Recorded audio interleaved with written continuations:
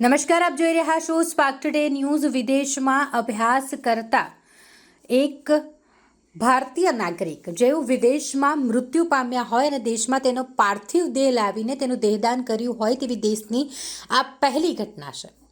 અંગદાનના ક્ષેત્રમાં કાર્ય કરતી ડોનેટ લાઈફ સંસ્થાના ટ્રસ્ટી પ્રકાશ પટેલ અને તેમના પરિવારે પોતાના જુવાન જોધ પુત્ર સ્વર્ગસ્થ પ્રજેશનું દેહદાન કરી સમાજને નવી દિશા બતાવી ઉત્તમ ઉદાહરણ પૂરું પાડ્યું।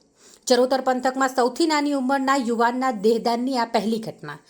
મૂળ આણંદ જિલ્લાના ઓડ ગામના વતની હાલમાં મુંબઈ ખાતે રહેતા અને ઇસરોમાં ઇલેક્ટ્રિકલ સર્કિટ ગોલ્ડ પ્લેટિંગ સપ્લાયનું કામ કરતા અને અંગદાનની જનજાગૃતિ માટે સમાજમાં કાર્ય કરતી સંસ્થા ડોનેટ લાઈફના ટ્રસ્ટી પ્રકાશ પટેલનો સુપુત્ર પ્રજેશ જે પરિવાર સાથે કેનેડામાં રહેતો હતો અને બેકરીની દુકાન ચલાવતો હતો। રવિવારના રોજ પ્રજેશને તબિયત બગડી તેને ઝાડા ઉલટી થતાં હોસ્પિટલમાં દાખલ કરવામાં આવ્યો હતો। થોડા કલાકોની સારવાર પછી તેનું બ્લડ પ્રેશર ઘટી જતાં તેમજ ઓક્સિજન લેવલ ઓછું થઈ જતાં તેનું મોત થયું, જેની જાણ મુંબઈમાં રહેતા પ્રજેશના માતા પિતા પ્રકાશભાઈ અને આરતીબેનને કરવામાં આવી।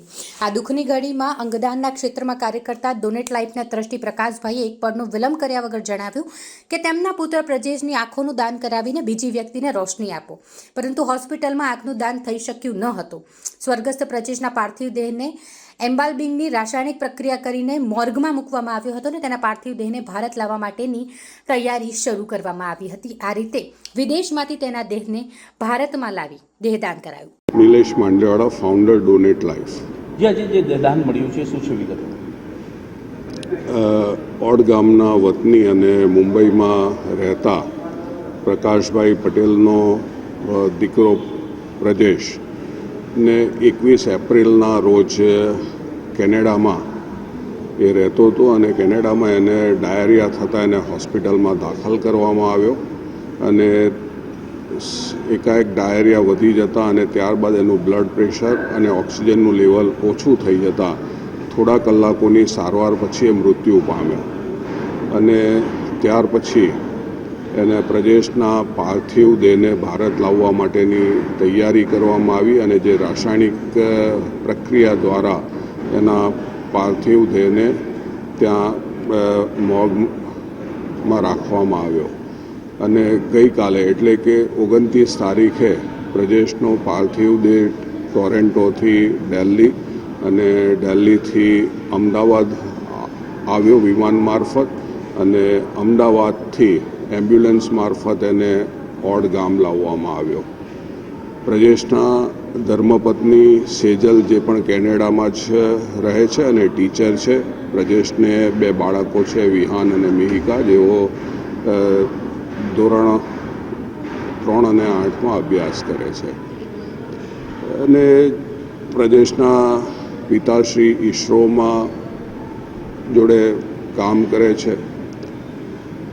સેજલ અને એના પ્રજેશના માતા પિતા પ્રકાશભાઈ અને આરતીબેને વિચાર્યું, પ્રકાશભાઈ પોતે અંગદાનની જનજાગૃતિ માટે સમાજમાં કાર્ય કરી રહ્યા છે અને એ સૌએ વિચાર્યું કે આપણું સ્વજન તો ગયું છે, પરંતુ આજે જો આપણે એના દેહનું દાન કરીએ તો જે મેડિકલના વિદ્યાર્થીઓ છે જેને શરીરની એનેટોમી શીખવા માટે દેહની જરૂર પડતી હોય છે અને આવું આવા યુવાનના દેહદાન બહુ ઓછા થતા હોય છે।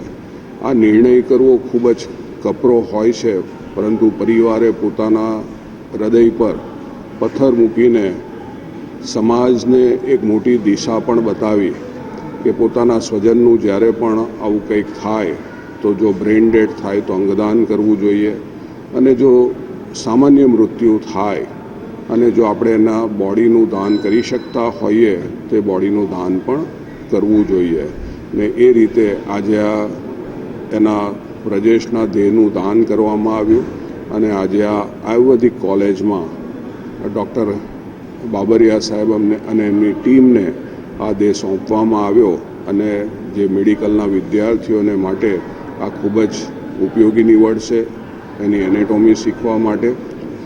અને આજે એક વાત ચોક્કસ એ પણ આપણે નોંધ લેવી જોઈએ કે કોઈ વ્યક્તિ, કોઈ ભારતીય નાગરિક વિદેશમાં રહેતો હોય અને તેનું મૃત્યુ ત્યાં વિદેશમાં થાય અને વિદેશમાં મૃત્યુ થયા પછી એના પાર્થિવ દેહને ભારતમાં લાવીને એનું દેહદાન કરવામાં આવ્યું હોય એવી આ દેશની સૌપ્રથમ ઘટના છે. અને ચરોતર પંથકમાં પણ દેહદાન થયા હશે, પરંતુ 39 વર્ષના યુવાનનું દેહદાન થયું હોય એવી આ ચરોતર પંથકની પણ સૌપ્રથમ ઘટના છે.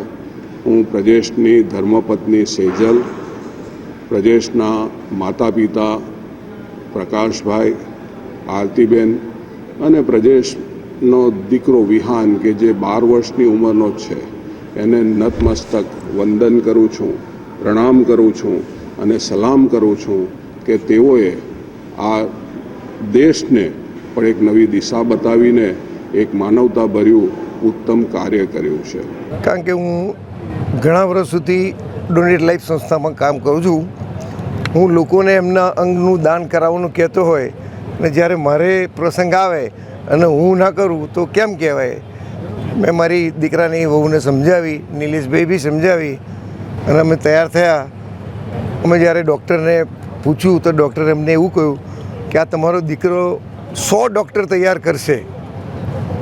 અને જે આપણા સમાજમાં એમ છે કે અગ્નિ સંસ્કાર આપણે કરવો જ જોઈએ, તો અમને ડૉક્ટરે એવું કહ્યું કે આ એક ટર્મ શીખ્યા પછી અમે પોતે એટલે કોલેજ પોતે એનો સરસ રીતે અગ્નિ સંસ્કાર કરવાની છે.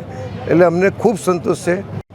અગ્નિ સંસ્કાર કરીને કે દફનાવીને વેડફી નાખવું એના કરતાં અંગદાન કરવા એ બી સારા, અને જો દેહદાન કરીએ તો એના પરથી બીજા ડૉક્ટર ઊભા થવાના જ છે.